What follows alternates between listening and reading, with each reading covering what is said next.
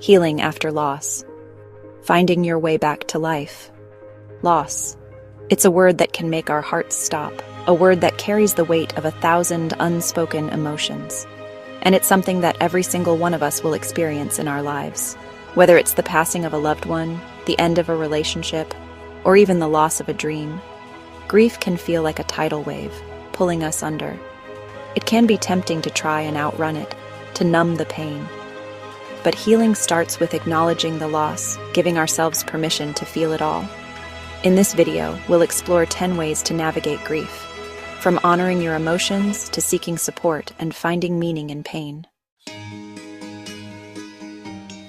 The first step in healing is often the hardest, giving ourselves permission to grieve.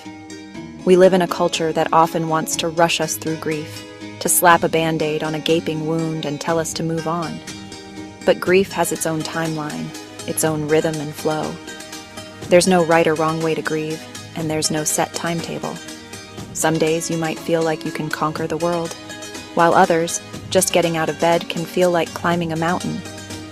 Allow yourself to feel the waves of sadness, the anger, the confusion. Don't judge your emotions, just let them be. Cry if you need to, scream into a pillow. Write down everything swirling in your mind. Remember, you are human, and you are allowed to hurt. This process of honoring your grief is where true healing begins. Grief can feel incredibly isolating, like you're trapped inside your own head with a storm raging around you. That's why finding healthy ways to express your emotions is so crucial. Talking to someone you trust, a friend, a family member, a therapist, can be like letting the light back into a darkened room. Sharing your pain, your fears, your memories can help you process the complex emotions that come with loss.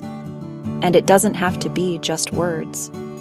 Sometimes language fails us, and that's where creative expression can be a lifeline. Journaling allows you to pour your heart out without judgment. Painting, drawing, playing music, or writing poetry can be powerful outlets for emotions that words can't quite capture.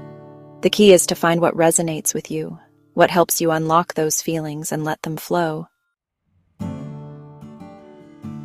When you're grieving, the world can feel chaotic and unpredictable. Everything seems off kilter, and it's easy to feel unmoored, lost in a sea of emotions. That's where the power of routine comes in. Establishing even a simple daily routine can be like throwing a life preserver to yourself in the midst of a storm. It doesn't have to be anything elaborate. Start with the basics. Make sure you're eating regularly.